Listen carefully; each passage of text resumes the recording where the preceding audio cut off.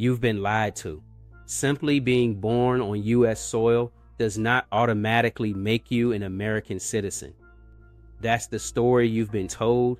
That's the headline version. That's the bumper sticker version, but it is not what the law actually says. The media repeats it, politicians chant it, law professors simplify it, and almost nobody reads the actual words. Today we're going to read the words, and once you see them, really see them, you'll understand why the phrase subject to the jurisdiction thereof changes everything.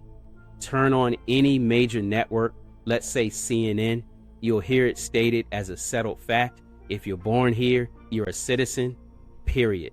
No qualifiers, no nuance, no constitutional text on the screen, just certainty, but certainty is not accuracy. Because the 14th Amendment does not say all persons born in the United States are citizens, it says something very different, and that difference is the entire case. So let's slow this down. Let's read the actual constitutional language. The 14th Amendment to the United States Constitution says, all persons born or naturalized in the United States and subject to the jurisdiction thereof are citizens of the United States. Stop right there, those 7 words, and subject to the jurisdiction thereof. If birth alone were enough, those words would be unnecessary. Constitutions do not include meaningless phrases. So what does subject to the jurisdiction thereof actually mean? Here's where people get confused. They assume it means if you're subject to U.S. laws, you qualify. But that interpretation collapses immediately because tourists are subject to U.S. criminal law, foreign diplomats are subject to certain U.S. regulations, and even invading soldiers can be subject to U.S. law of cap. Are they citizens? Of course not. So clearly jurisdiction means something more. There is a massive difference between criminal jurisdiction and complete political jurisdiction. One means you must obey the law while you're here. The other means you owe full political allegiance to the sovereign. Those are not the same thing. You can be subject to criminal law in one sense, but not subject to complete political jurisdiction in every sense. That phrase, subject to the jurisdiction thereof, has been historically understood to mean complete political jurisdiction, full allegiance, undivided sovereignty, no competing sovereign, and that distinction is not a modern invention. It was discussed explicitly when the amendment was written. During the drafting debates of the 14th Amendment, senators were crystal clear. They specifically addressed whether Native Americans born on U.S. soil would automatically become citizens. The answer was no, because many Native Americans maintained allegiance to their tribal governments. Senator Jacob Howard, the man who introduced the Citizenship Clause, explained that the amendment would not include persons who owed allegiance to another sovereign, and that included Native American tribes. Why? Because tribes were recognized as distinct political communities, separate sovereigns. If birth alone were enough, this would never have been debated, but it was, and the conclusion was explicit. Birth within territorial limits is not sufficient if political allegiance lies elsewhere. This is where the mainstream narrative falls apart.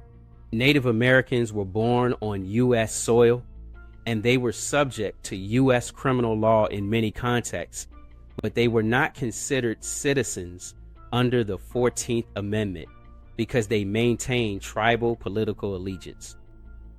They were not under the complete political jurisdiction of the United States. They were members of separate sovereign nations. They had their own governments, their own laws, their own political identity. In one sense, yes, they could be prosecuted in certain courts, but not in every sense. Not politically, not sovereignly, and the drafters understood that distinction perfectly. If subject to the jurisdiction thereof meant merely subject to criminal law, Native Americans would have automatically been citizens in 1868, but they weren't. And that alone destroys the simplistic born here equals citizen claim. Now ask yourself, if the amendment required complete political jurisdiction, How can someone owe allegiance to a foreign sovereign and still qualify automatically? Can you serve two masters? Can you owe full political loyalty to two governments at once? The framers of the 14th Amendment clearly thought not. The amendment was written in the aftermath of the Civil War, and its purpose was straightforward: to guarantee citizenship to freed slaves. Former slaves had been denied citizenship in the infamous Dred Scott decision, and the 14th Amendment corrected that injustice. It was not written as a universal birthright doctrine detached from allegiance. It was written to ensure that those fully subject to U.S. political sovereignty, particularly freed slaves, could not be denied citizenship. That's the historical context, and context matters. Now, inevitably, someone says, what about Wong Kim Ark? Let's talk about it. The Supreme Court case is United States v. Wong Kim Ark, and this case is constantly cited as creating universal birthright citizenship, but read it carefully. Wong Kim Ark was born in San Francisco to Chinese parents who were lawful permanent residents. They were domiciled in the United States. They were not diplomats. They were not temporary visitors. They had permanent residence and were subject to U.S. jurisdiction in a complete and ongoing sense. And the court held that a child born to permanent resident aliens who are themselves subject to U.S. authority qualified as a citizen. That is what the case decided. It did not address illegal entrants. It did not address temporary visitors. It did not erase the jurisdiction requirement.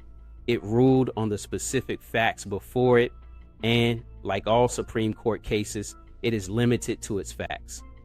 The court emphasized common law principles of allegiance and domicile, permanent residence matters, allegiance matters, and complete political jurisdiction matters. Yet the media flattens this into Wong Kim Ark proves universal birthright citizenship. No, it proves that children of permanent resident aliens domiciled and subject to full U.S. authority qualify, and that is a narrower holding, and precision matters. Let me ask you something. If a foreign diplomat has a child in Washington, D.C., is that child automatically a U.S. citizen? No. Why not? Because diplomats are not subject to U.S. political jurisdiction, they retain allegiance to their home sovereign. So we already accept the principle that birth is not enough, jurisdiction matters, and allegiance matters. The debate is about what counts as complete political jurisdiction, not whether jurisdiction is required, because the Constitution already answered that. Say it again: subject to the jurisdiction thereof, not partial jurisdiction, not temporary jurisdiction, not mere exposure to criminal law, but complete political jurisdiction, exclusive allegiance. The framers understood sovereignty as indivisible. You either owed allegiance or you didn't. Native American tribes were the clearest historical example. They were geographically inside the United States, but politically distinct, so birth alone did not confer citizenship. That reality existed for decades until Congress later extended citizenship by statute in 1924, and that extension itself proves the original rule. Because if birth alone had already guaranteed citizenship, legislation would have been unnecessary. Here's the bottom line. Birth within U.S. territory is necessary, but it is not sufficient. The 14th Amendment requires complete political jurisdiction, meaning full allegiance, undivided sovereignty, and no competing political authority. The amendment was written to secure citizenship for freed slaves after the Civil War, people undeniably subject to U.S. sovereignty in every sense. It was not written as a universal borderless doctrine detached from allegiance. History shows that, the Senate debates show that, the Native American example shows that, and even United States v. Wong Kim Ark, properly read, shows that allegiance and domicile were central to the analysis. So when someone says birth alone settles it, you now know that's incomplete. In one sense, yes, birth is required. but not in every sense. Jurisdiction is the key, political allegiance is the key, and complete political jurisdiction is the key. You've been told this issue is simple. It's not. You've been told the Constitution is clear in one direction. It is clear, but only if you read all of it. Those 7 words matter. They were debated, they were deliberate, and they were not decorative. The next time someone dismisses this as settled law, ask them, settled according to whom? The headlines or the text? Because in constitutional law, the text controls, and the text requires more than birthplace.